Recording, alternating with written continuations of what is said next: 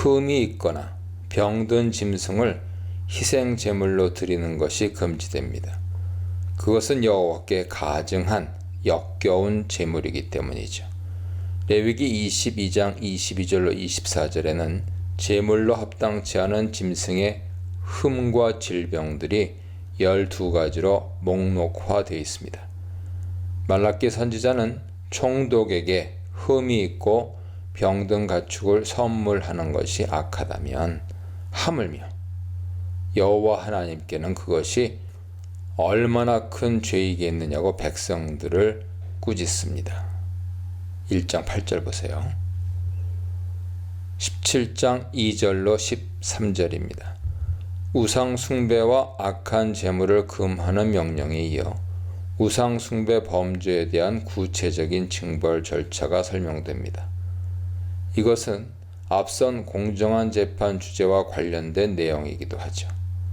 또 앞서 동료와 가족 그리고 성읍 전체를 거짓 신으로 유혹하고 선동하는 사람들과 그 유혹에 넘어간 성읍에 대한 처벌 규정을 보완하는 지침이기도 합니다. 여기서는 어떤 사람이 은밀히 우상을 숭배하다 발각된 사례로 보입니다. 이스라엘 백성은 가나안 땅에서 언제든지 우상, 특히 가나안 족속들에게 인기 있었던 1월 성신에 이끌릴 위험이 컸습니다. 후대의 1월 성신 숭배는 이스라엘에 깊숙이 침투해 들어왔습니다. 열왕기 17장 16절, 21장, 23장, 역대상 23장, 역대하 33장, 느헤미야 9장, 아모스 5장, 스바냐 1장 보세요. 특별히 해와 달과 별은 낡고 부서지고 없어지는 다른 모든 자연물과 달리 항구적인 불변의 존재로 하늘에 자리 잡고 있기에 인간은 쉽게 그것이 신적인 존재라는 생각을 할 수 있었습니다. 또 변하지 않는 것처럼 보이는 바다와 높은 산, 큰 강과 거대한 바위를 신으로 섬기거나 신령한 존재로 간주하고 제물을 바쳐 숭배하곤 했습니다.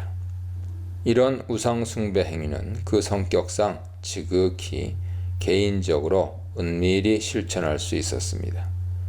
이 사악한 언약 파기 행위가 사람들에게 알려지면 사법당국이 나서 소문의 진상을 조사해야 했습니다.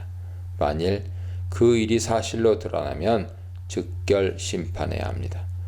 당국은 그를 체포하여 성문 밖으로 끌어내 모든 남녀가 돌을 던져 사형시켜야 합니다. 범죄 사실을 확증하기 위한 증인 규정이 덧붙여 주어집니다. 최소한 증인 2, 더 낮게는 3이 확보되면 유죄가 확정되었습니다. 한 사람의 증언은 증거 능력으로 인정받지 못했습니다. 왜 증인이 2이나 3인지 알 수 없으나 2 사람의 증인이면 유죄가 확정되나 2 사람의 견해가 모호하게 나뉠 때는 추가적인 증인이 요구되었던 것으로 추론될 뿐이죠. 이때 증인들이 먼저 그 우상 숭배자에게 돌을 던져 사형을 집행하고 이어서 백성들이 투석형에 동참했습니다. 공정한 재판 절차를 위한 둘째 사례는 판결이 매우 어려운 사안이 발생했을 경우입니다. 서로 피를 흘림, 다툼, 구타로 번역된 히브리어들은 매우 모호합니다. 피해 문제는 살인일 수 있고 다툼은 재산 다툼과 같은 법적인 소송, 구타는 폭행 사건일 수 있습니다. 이런 문제를 하등 법정에서 처리하기 어려우면 고등 법정으로 가져갔는데 1, 2심 개념은 아니고요. 그곳은 여호와께서 택하실 곳, 즉 성소 법정이었습니다. 거기서 재판관과 제사장이 함께 소송건을 최종 판결했습니다. 법정은 몇 명으로 구성되었는지 알 수 없으나 제사장이 재판에 참여했다는 사실이 흥미로운데 사실 제사장은 고등교육을 받은 인재로서 충분한 추리력과 판단력을 지니고 있었습니다. 어떤 특별한 사안들에 대해서는 제사장이 하나님으로부터 신탁을 받아 예컨대 우림과 둠밈을 사용하는 것이죠. 최종적인 판결을 내렸던 것으로 보이나 그 외 제사장의 영적 분별력에 의해 절차를 거친 심사 판정이 내려지기도 했을 것입니다. 이렇게 성소 법정에서 최종적인 판결이 내려지면 모두가 그 판결을 따라야 합니다. 만일 누군가가 그 판결에 불복한다면 하나님께 불순종하는 행위일 것이죠. 여호와 앞에 서서 섬기는 그 제사장과 재판장이 하나님께로부터 받아 전달한 혹은 제사장의 신적 지혜로 결정된 판결을 받아들이지 않는 것이기 때문입니다. 공정하게 재판하라. 합당하게 예배하라. 엄정하게 판결하라에 대해 묵상해 보시기 바랍니다. 14, 15절입니다. 신명기는 왕의 규례를 세 가지로 나누어 설명합니다. 첫째, 왕의 자격. 둘째, 왕의 금기사항. 셋째, 왕의 의무입니다. 특이하게도 여기에는 왕의 권한과 특혜에 대한 구체적인 설명이 전혀 없으며 오히려 그런 것들을 최대한 견제하고 있습니다. 더구나 왕권은 특정인이 스스로 권력을 차지해서 세워질 수 있는 것이 아니라 상황에 따라서 14절에 보면 우리 위에 왕을 세워야겠다는 생각이 나거든 돼 있죠. 백성들에 의해 선택될 수 있었습니다. 이것이 이방 왕정과 가장 다른 점이죠. 하늘의 왕만으로 충분한 이스라엘에게 인간 왕은 불필요하며 지상의 왕권 자체는 하나님께서 기뻐하시는 제도가 아닙니다. 지상 왕권이 하늘 왕권의 통제하에 있을 때만 큰 문제가 되지 않았던 것이죠. 우선 왕의 자격은 두 가지입니다. 그는 여호와께서 택하신 자여야 합니다. 하나님은 특정한 장소를 성소로 택하셨고 특정한 인물을 왕으로 택하십니다. 물론 형식과 절차는 선지자들을 통해 예고되고 기름 부어 세워지는 방식을 취했지만 궁극적으로 하나님의 뜻 가운데 이루어졌습니다. 둘째, 그는 네 형제 중에서 곧 이스라엘 백성 중에서 세워져야 합니다. 동료 이스라엘 백성을 네 형제라고 표현하는 것은 신명기의 중요한 특징이죠. 심지어 왕이 될 사람도 네 형제로 묘사됩니다. 이것은 궁극적으로 하나님을 왕으로 모신 모든 이스라엘 백성은 동등한 신하의 자격을 가졌으며 아무도 절대 권력자로 백성들 위에 군림해선 안 된다는 것을 말해줍니다. 또한 네 형제 중에서라는 표현은 왕이 태생적으로 정해지고 특정한 권력 가문 집안에서 선정되는 것이 아니라 오직 하나님의 선택으로 세워진다는 것을 의미합니다. 타국인 왕이 허용되지 않는 이유는 기존 사회 질서와 체제의 안정을 위해서이기도 하겠지만 가장 중요하게는 그가 언약 백성이 아니기 때문입니다. 이것은 폐쇄적 순혈주의를 고수하기 위한 조건이 아니라 언약 백성의 신앙 정체성을 보존하기 위함입니다. 만일 이방인이 왕이 된다면 타국 종교와 신들의 유입은 불가피할 것입니다. 16, 17절입니다. 왕의 자격에 이어 왕에게 명령된 몇 가지 금기사항이 나열됩니다. 첫째, 많은 말을 두지 말 것. 둘째, 많은 아내를 두지 말 것. 셋째, 재산을 축적하지 말 것. 이것은 인간의 원초적인 욕망인 돈, 성, 권력에 대한 구약판 제약입니다. 왕은 군사력을 강화하여 자신의 권력을 극대화하려는 욕망을 갖습니다. 자신의 권력을 이용해서 하늘의 곳간을 장악할 수 있습니다. 그리고 그는 원하는 대로 수많은 아내와 첩을 거느릴 수 있습니다.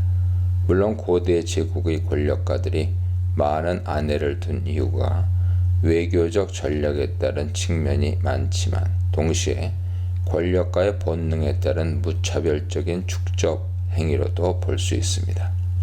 이방 여자와의 통혼은 종교적 타락으로 이어질 수 있었죠. 이 세 기준을 가장 극단적으로 위반한 왕이 솔로몬입니다. 왕은 많은 말을 소유해서는 안 됩니다. 고대 이집트와 중동 지역에서 말은 기병대와 병거용으로 키웠죠. 기병은 말을 타고 싸우는 군인을 말하고 병거는 말이 끄는 군사용 수레를 일컫습니다. 말을 많이 보유할수록 군사력이 강했으며 제국은 경쟁적으로 말을 키우고 수입하는 데 전력을 기울였습니다. 그러나 이스라엘에서는 왕이 군사력을 지나치게 강화하는 것은 불신의 표시입니다. 20장 1절은 이렇게 선언합니다. 내가 나가서 적군과 싸우려 할 때에 말과 병거와 백성이 너보다 많음을 볼지라도 그들을 두려워하지 말라. 애굽 땅에서 너를 인도하여 내신 네 하나님 여호와께서 너와 함께 하시느니라.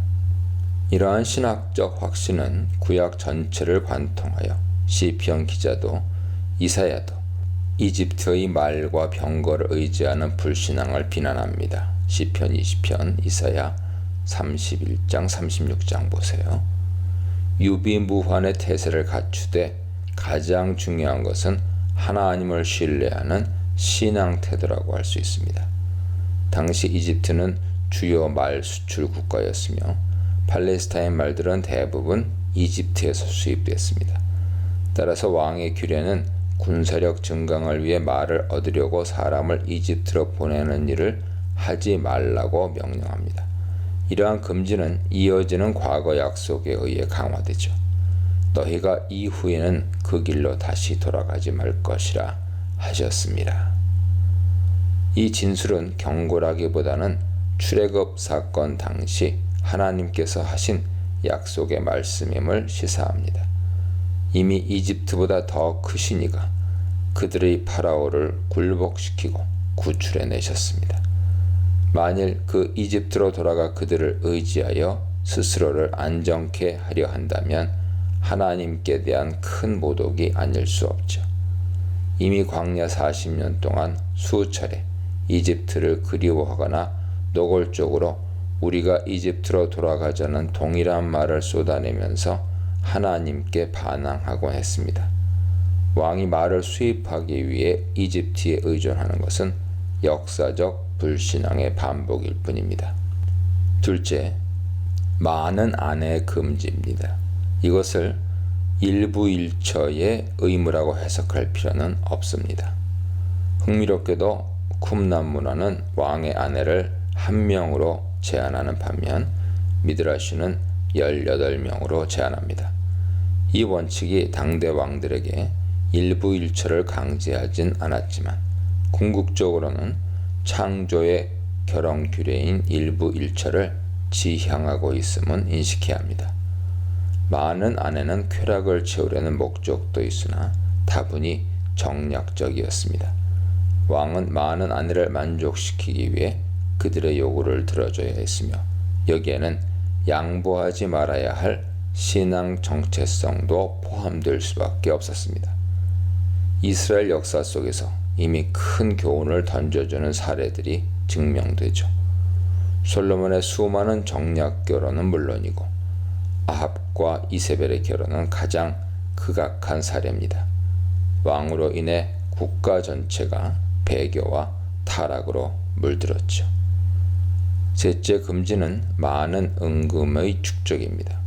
과도한 부는 자신의 능력으로 모든 업적을 성취했다는 망상에 빠지게 합니다. 물욕에 사로잡힌 왕은 더 많은 재물을 축적하기 위해 백성들에게 과중한 세금을 부과하고 그들의 노동력을 착취하는 데 심혈을 기울일 것입니다. 이러한 왕의 모습은 솔로몬과 이후의 여러 왕들에게서 발견되는데 이스라엘에서 왕은 학정을 통해 백성들을 갈취하여 자신의 배를 불리는 자리가 아니었습니다. 18절로 20절입니다. 마지막으로 왕의 중요한 의무가 강론됩니다. 숱한 왕의 의무가 나열될 수 있지만 신명기의 왕의 규례는 오직 한 가지 의무만 부여합니다. 하나님의 말씀 독서와 연구죠. 왕이 반드시 기억해야 하는 왕의 의무 조항들이 하나님의 율법서 안에 다 들어있음을 의미합니다. 흥미롭게도 왕의 규례에는 왕의 외교 전술, 인재 등용, 국가 조직의 운영 등은 전혀 언급되지 않습니다. 이것이 왕에게 불필요했다는 뜻은 아니죠. 왕에게 가장 중요한 통치 원리는 하나님의 말씀이라는 뜻입니다. 왕은 율법서의 등사본을 항상 옆에 두고 읽어야 합니다. 이 등사본은 히브리어 문장으로 볼 때 왕 자신이 제사장이 소지한 원본을 책에 베껴 기록한 책을 의미하죠. 신명기, 디트로노미라는 제목의 기원이 된 이 토라 등사본에 대해 많은 학자들은 그것을 신명기의 율법 부분, 더 유력하게는 신명기 전체로 추정합니다. 어쩌면 앞선 모세 책들을 포함한 토라, 오경 전체일 수도 있죠. 이 등사본을 왕은 항상 옆에 두고 읽어야 하는데 원문의 의미는 그의 곁에 두고이며 따라서 그것은 왕의 휴대품으로 어디서나 소지하고 다녀야 함을 암시합니다. 이 말의 취지는 항상 율법서를 소리내어 읽고 연구하라는 뜻일 것입니다. 왕의 자격, 왕의 금기, 왕의 의무에 대해 묵상해 보시기 바랍니다. 17장 흠이 있거나 결함 있는 소나 양을 하나님, 여러분의 하나님께 제물로 드리지 마십시오. 그런 것은 하나님, 여러분의 하나님께 역겹고 혐오스러운 것입니다. 하나님, 여러분의 하나님께서 여러분에게 주시는 성읍 안에서 하나님 보시기에 부정한 짓을 저지르고 그분의 언약을 저버리고 다른 신들을 숭배하러 가서 해나 달이나 하나님을 대적하는 하늘의 신들에게 절하는 자를 만나거든 그 증거를 찾아 철저히 조사하십시오. 그것이 사실로 드러나고 그들이 이스라엘 안에서 역겨운 짓을 한 것이 드러나면 여러분은 그 악한 짓을 저지른 남자나 여자를 여러분의 성문 밖으로 끌고 가 돌로 쳐서 죽여야 합니다. 그가 죽을 때까지 돌로 쳐야 합니다. 하지만 두세 사람의 증언이 있을 때에만 사람을 죽일 수 있습니다. 한 명의 증언만으로 사람을 죽여서는 안 됩니다. 증인이 먼저 돌을 던지고 그 후에 공동체의 나머지 사람들이 따라서 던져야 합니다. 이와 같이 하여 여러분은 여러분의 공동체에서 악을 제거해야 합니다. 여러분이 판결하기 어려운 재판의 문제, 곧 살인이나 법적 소송이나 싸움 등 어려운 사건이 생기거든 그 사건을 하나님, 여러분의 하나님께서 정해주신 예배 처소로 가져가십시오. 그 사건을 당시 직무를 맡은 레위인 제사장들과 재판관에게 가져가서 문의하십시오. 그러면 그들이 여러분에게 판결을 내려줄 것입니다. 그런 다음 하나님, 여러분의 하나님께서 정해주신 곳에서 그들의 판결대로 실행하십시오. 그들이 여러분에게 일러주는 대로 꼭 그대로 행하십시오. 그들의 판결을 정확히 따르십시오. 빼거나 더하지 마십시오. 하나님, 여러분의 하나님 앞에서 섬기는 제사장이나 재판관의 판결을 듣지 않고 거역하는 사람은 죽여야 합니다. 그런 자는 뿌리째 뽑아버리십시오. 이스라엘에서 악을 제거하십시오. 그러면 모든 사람이 듣고 마음에 깊이 새겨서 아무도 주제넘게 행동하지 않을 것입니다. 하나님, 여러분의 하나님께서 여러분에게 주시는 땅에 들어가서 그 땅을 차지하고 자리를 잡은 다음에 주위의 모든 민족처럼 왕을 세워야겠다는 말이 나오면 반드시 하나님, 여러분의 하나님께서 택하시는 사람을 왕으로 세우십시오. 여러분의 동족 가운데서 왕을 고르십시오. 외국인을 왕으로 세우지 말고 여러분의 동족을 왕으로 세워야 합니다. 그러나 아무리 왕이라고 해도 전쟁 무기를 늘리거나 군마와 전차를 비축하게 해서는 안 됩니다. 말을 늘리려고 백성을 이집트로 보내서도 안 됩니다. 하나님께서 여러분에게 너희가 다시는 그곳으로 돌아가서는 안 된다 하고 말씀하셨기 때문입니다. 또한 왕이 후궁을 늘리고 여러 아내를 맞이하여 바르고 고결한 삶에서 벗어나는 일이 없게 하십시오. 또 은과 금을 많이 쌓아두는 일도 없게 하십시오. 왕이 해야 할 일은 이러합니다. 왕위에 오른 사람이 맨 먼저 할 일은 레위인 제사장들의 감독 아래 이 계시의 말씀을 두루마리에 직접 기록하는 것입니다.